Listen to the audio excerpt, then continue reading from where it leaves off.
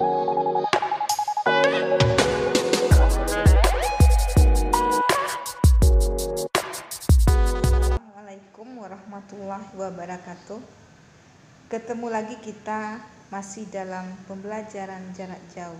Tetap semangat belajar di rumah. Pada kesempatan kali ini kita akan belajar IPA Biologi dengan judul Sistem Reproduksi pada Manusia. Tentunya kalian berpikir bagaimana kalian dapat berada di dunia dan bagaimana kamu bisa mendapatkan makanan selama di dalam kandungan. Tentunya kamu sangat tertarik dengan pertanyaan-pertanyaan ini. Oleh sebab itu, kalian tetap memperhatikan, mari kita belajar bersama-sama. Kita wajib bersyukur kepada Allah Subhanahu wa Ta'ala yang telah memberi kesempatan kepada kita untuk bisa lahir ke dunia ini dan dapat melihat betapa indahnya alam semesta. Pada awalnya, kita manusia hanya terdiri dari satu sel. Secara terus-menerus, sel ini akan membelah sehingga sampai dewasa mencapai 200 triliun sel. Sel-sel ini mengalami perubahan bentuk dan fungsi.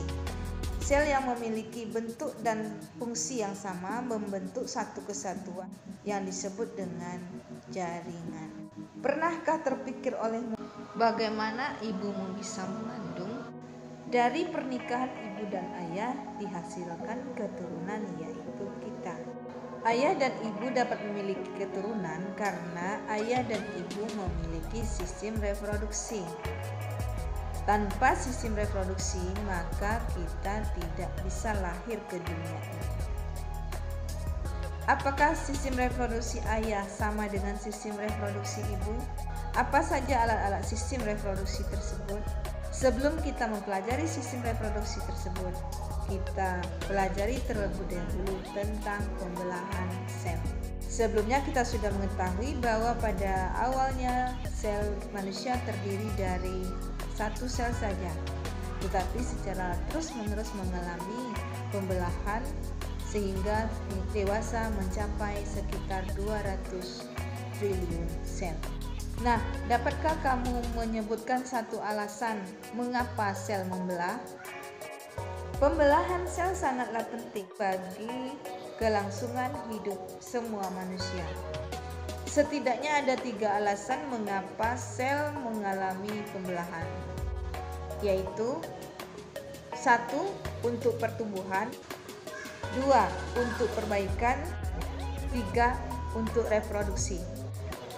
Berikut ini dijelaskan masing-masing alasan mengapa sel membelah.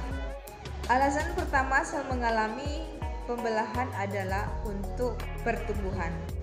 Kita ketahui bahwa salah satu ciri makhluk hidup adalah mengalami pertumbuhan. Makhluk hidup dapat tumbuh karena sel-selnya bertambah. Semakin banyak sel makhluk hidup, maka semakin besar ukuran tubuh makhluk hidup tersebut. Alasan selanjutnya adalah untuk perbaikan.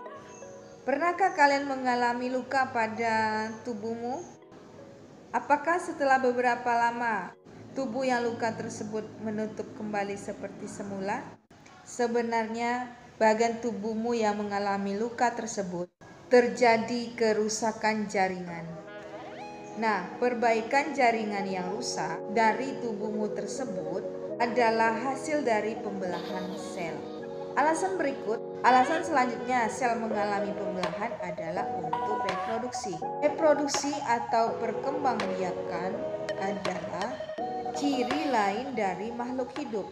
Pada proses reproduksi seksual, diperlukan sel kelamin untuk membentuk individu baru atau disebut juga dengan anakan. Proses pembentukan sel kelamin ini dilakukan dengan cara pembelahan. Agar kalian lebih memahami tentang pembelahan sel, mari kita ikuti tayangan berikut ini. Sistem reproduksi pada manusia.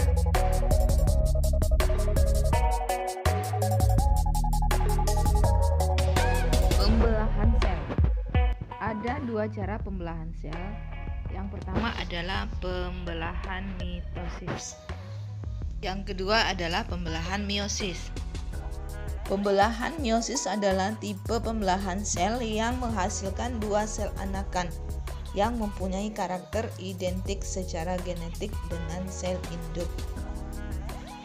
Sedangkan pembelahan meiosis adalah pembelahan sel yang menghasilkan 4 sel anakan yang masing-masing sel anakan hanya memiliki separuh dari jumlah kromosom sel induk. Pada pembelahan mitosis ada 4 fase yang terjadi, yaitu profase, metafase, anafase, dan telofase. Setiap fase pembelahan tersebut memiliki ciri-ciri yang berbeda. Pada tahap akhir dari pembelahan mitosis, yaitu fase telofase, dengan pembelahan sitoplasma yang disebut dengan sitokinesis. Berikut kita akan mengetahui ciri-ciri pembelahan fase profase, metafase, anafase, dan telofase. Kita lihat gambar. Ini adalah gambar fase-fase pembelahan mitosis dari profase, metafase, anafase, sampai telofase. Ciri-ciri profase: kromosom sudah mengganda, kemudian memadat.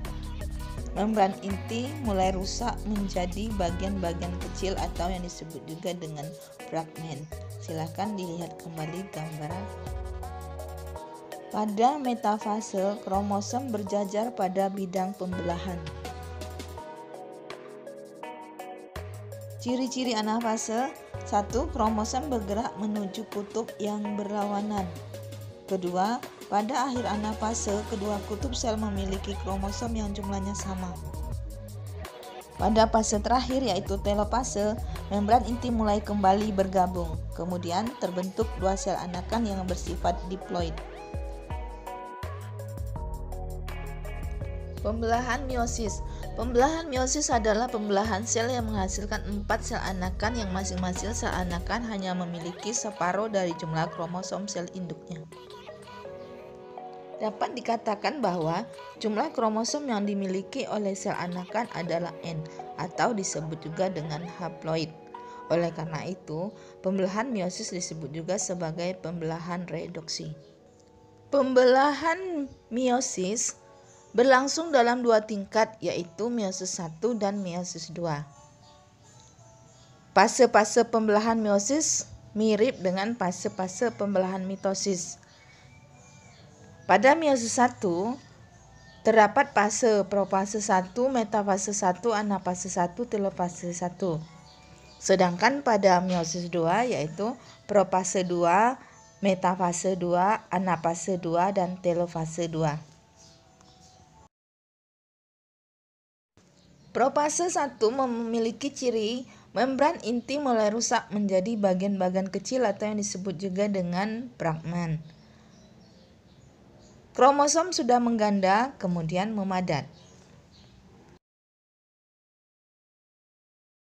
Ciri-ciri metafase 1, kromosom berjajar pada bidang pembelahan. Kemudian kromosom bergerak menuju ke kutub yang berlawanan. Fase ini disebut dengan anafase. Selanjutnya, kromosom homolog memisah dan bergerak ke berlawanan. Membran inti mulai terbentuk kembali dan terbentuknya dua sel anakan yang bersifat haploid. Ketiga ciri ini terjadi pada fase telofase 1. Pada profase 2, membran inti mulai rusak menjadi bagian-bagian kecil. Kemudian pada fase metafase 2, kromosom berjajar pada bidang pembelahan.